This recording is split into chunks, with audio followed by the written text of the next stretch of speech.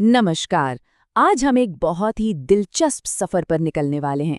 एक ऐसा सफर जो हमें एटम्स की अदृश्य दुनिया से लेकर हमारी अपनी आंखों तक ले जाएगा। और पता है क्या, ये हमें दिखाएगा कि विज्ञान की दुनिया असल में एक दूसरे से कितनी ज्यादा जुड़ी हुई है। इस सफर की शुरुआत होगी एक पहेली से। तो चलिए शुरू करते हैं। तो पहेली कुछ ऐसी है, जरा सोचिए।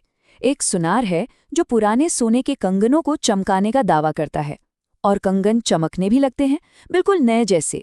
पर उनका वजन काफी कम हो जाता है। तो सवाल ये है कि उस सुनार ने ऐसा कौन सा घोल इस्तेमाल किया होगा जिसने सोने को चमकाया तो सही, लेकिन उसकी ऊपरी परत ही गायब कर दी। एक मजेदार रहस्य है ना?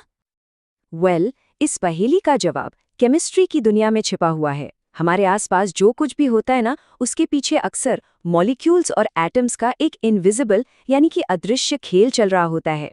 चलिए इस खेल के कुछ सुराग ढूंढते हैं।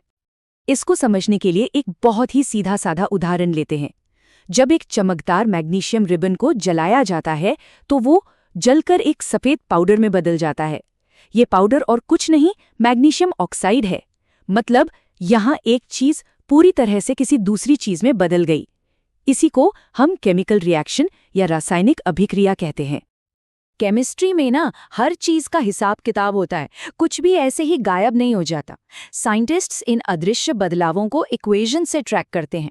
जैसे लोहे की इस रिएक्शन में हम दोनों तरफ एटम्स की संख्या को बराबर करते हैं, ये पक्का करने के लिए कि जितने एटम रिएक्शन में घुसे थे ठीक उतने ही बाहर भी निकले, सब कुछ बैलेंस्ड।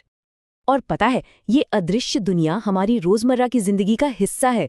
कभी सोचा है कि साबुन मैल कैसे साफ करता है?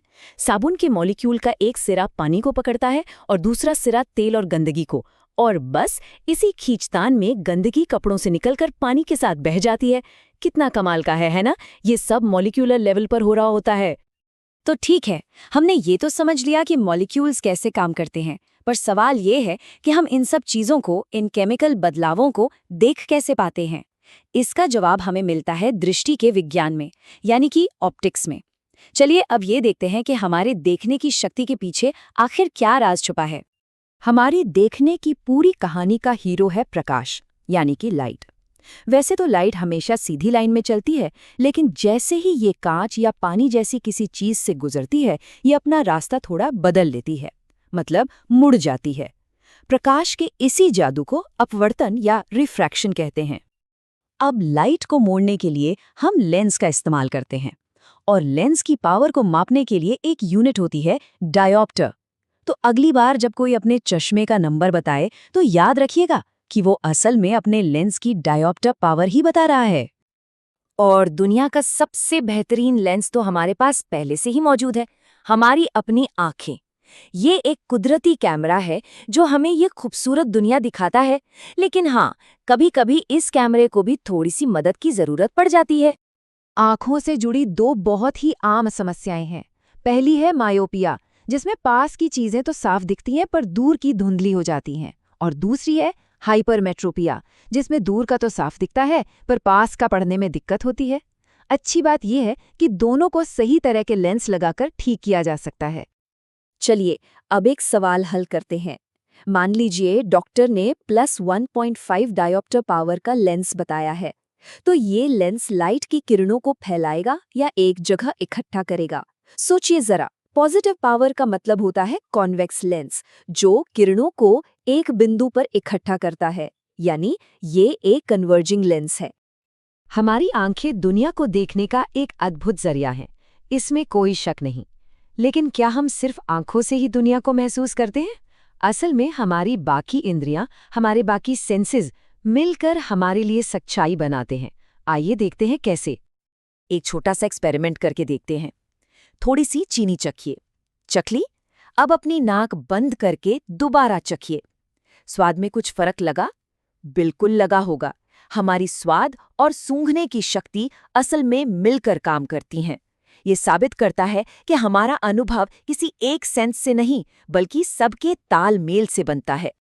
जिस तरह हमारी अलग अलग इंद्रियां मिलकर हमारे लिए एक अनुभव बनाती हैं, ठीक उसी तरह हम सभी इंसानों के काम मिलकर इस धरती पर एक बहुत बड़ा असर डालते हैं। तो चलिए अब इंडिविजुअल एक्सपीरियंस से थोड़ा बाहर निकलकर अपने कलेक्टिव इम्पैक्ट यानी कि सामूहिक प्रभाव को समझते हैं। इसका एक बहुत बड़ा उदाहरण है ओजोन लेयर को पहुंच रहा नुकसान। कुछ खास केमिकल्स जो हमारे कामों से ही निकलते हैं, धरती के इस सुरक्षा कवच को कमजोर कर रहे हैं। और यही ओजोन लेयर हमें सूरज की खतरनाक अल्ट्रावायलेट किरणों से बचाती है। ये साफ साफ दिखाता है कि हमारे छोटे छोटे काम भी कैसे पूरे प्लैनेट पर असर डाल सकते हैं। अब पूरे प्लैनेट के स्केल से वापस एक बहुत ही गहरे मानवीय पहलू पर लौटते हैं। ये आंकड़ा सच में चौंकाने वाला है। विकासशील देशों में करीब 3.5 करोड़ लोग देख नहीं सकते और इनमें से बहुतों की आंखों की रोशनी लौटाई जा सकती है। और यहीं पर नेत्रदान का महत्व सामने आता है। यह एक बहुत ही सरल प्रक्रिया है। किसी की मृत्यु के बाद 4 से 6 घंटे के अंदर आंखें निकाली जा सकती हैं और इस काम में सिर्फ 10 से 15 मिनट लगते हैं। ये एक ऐसा तोहफा है जो किसी की अंधेरी जिंदगी में हमेशा के लिए रोशनी भर सकता है। हम अपनी बात सी सिब्बर की इन दिल को छू लेने वाली पंक्तियों के साथ खत्म करते हैं। तुम उन अद्भुत चीजों की बात करते हो जो तुम देखते हो। तुम कहते हो कि सूरज तेज चमकता है, मैं उसकी गर्मी महसूस करता हूं, पर वो कैसे दिन या रात बना सकता है। ये पंक्तियां हमें याद दिलाती हैं कि देखने का ये तोहफा कितना कीमती है और हम दुनिया को कितने अलग अलग तरीकों से महसूस करते हैं।